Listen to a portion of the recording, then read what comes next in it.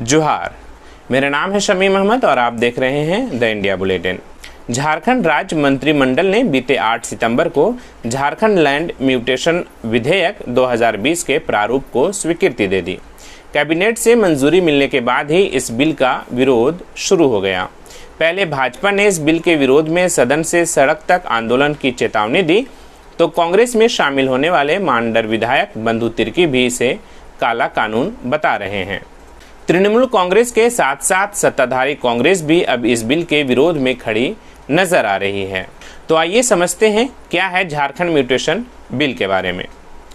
झारखंड में म्यूटेशन की प्रक्रिया बिहार टेनेंट होल्डिंग एक्ट 1973 के तहत की जाती है, लेकिन इस एक्ट में ऑनलाइन म्यूटेशन का जिक्र नहीं है, जिससे म्यूटेशन पर वैधानिक सवाल भी खड़े होते हैं। सुभद्रा देवी बनाम झारखंड सरकार मामले में हाईकोर्ट में वादी द्वारा यह सवाल भी खड़े किए गए थे। उसके बाद महाधिवक्ता की राय पर झारखंड सरकार ने बिहार लैंड म्यूटेशन एक्ट 2011 के तर्ज पर झारखंड लैंड म्यूटेशन एक्ट 2020 का गठन किया। अब समझते हैं इस एक्ट में क्या प्रावधान किए गए हैं। अगर यह बिल पारित हो जाता है तो कोई भी रैयत सीओ के यहाँ ऑनलाइन आवेदन करेगा। इस संबंध में विभाग द्वारा राजस्व कर्मचारी से लेकर ऊपर तक के अधिकारियों के कार्य निष्पादन की समय सीमा तय की जा चुकी है। अगर वे तय समय सीमा में म्यूटेशन से जुड़े कार्य निष्पादित नहीं करते हैं तो उन्हें इसका कारण बताना होगा। अगर कारण सही नहीं पाया गया तो संबंधित अधिकारियों को दंडित किए जाने का भी प्रावधान है। इसी तरह जमाबंदी रद्द करने का अधिकार पहले एलआरडीसी के पास था, लेकिन इस एक्ट के तहत यह अधिकार अपर समाहर्ता को चला जाएगा। पहले रिवीजन और अपील के लिए सरकार के पास जाना पड़ता था, लेकिन इस एक्ट के लागू होते ही डीसी के यहाँ अपील और कमिश्नर के यहाँ रिवीजन पिटीशन दायर किया जा सकेगा। अब बात करते हैं इस बिल में मौजूद विरोध के उस वजह की जिसके कारण लगातार विभिन्न राजनीतिक दलों के साथ साथ कई संगठनों के ओर से इस बिल का विरोध किया जा रहा है।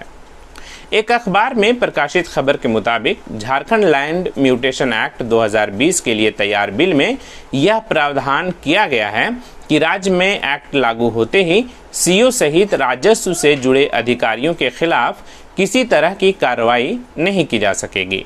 झारखंड लैंड म्यूटेशन एक्ट 2020 और बिहार लैंड म्यूटेशन एक्ट 2011 में म्यूटेशन जमाबंदी रद्द करने और खाता पुस्तिका से संबंधित किए गए प्रावधान कमोबेश एक समान हैं। बिहार के कानून में जमीन के मामले में किसी तरह की गड़बड़ी होने की स्थिति में आम नागरिकों को सीओ सहित अन्य अधिकारियों के खिलाफ प्राथमिकी दर्ज करने या न्यायालय में कंप्लेंट केस दर्ज करने का अधिकार है। यानी बिहार सरकार ने आम आदमी के अधिकार को सुरक्षित रखा है। वहीं झारखंड लैंड म्यूटेशन एक्ट में बिहार के मुकाबले एक अतिरिक्त प्रावधान जोड़कर आम आदमी के अधिकार को समाप्त कर दिए जाने की बात अखबार में कही गई है। बताया गया कि इस एक्ट की धारा 22 में किए गए प्रावधान के मुताबिक अब कोई अंचलाधिकारी द्वारा जमीन से संबंधित मामलों के निपटारे के दौरान किए गए किसी काम के खिलाफ कोई कार्रवाई नहीं की जा सकती है। कोई न्यायालय इन अधिकारियों के खिलाफ किसी तरह का क्रिमिनल केस या सिविल केस नहीं कर सकेगा। अगर किसी न्यायालय में किसी अधिकारी के खिलाफ जमीन से संबंधित मुकदमा चल रहा है तो उसे समाप्त कर दिया जाएगा। झारखंड लैंड म्यूटेशन एक्ट 2020 के लिए तैयार बिल में जोड़े गए इस प्रावधान को वर्ष 2019 में रेवेन्यू प्रोटेक्शन एक्ट के रूप में पारित कराने का प्रयास हुआ था। राजस्व अधिकारी के सुरक्षा के नाम पर तैयार उक्त एक्ट को कैबिनेट में 2 बार पेश किया गया और दोनों बार इसे अस्वीकार कर दिया गया। तर्क दिया गया था इससे आम आदमी के अधिकारों का हनन होता है।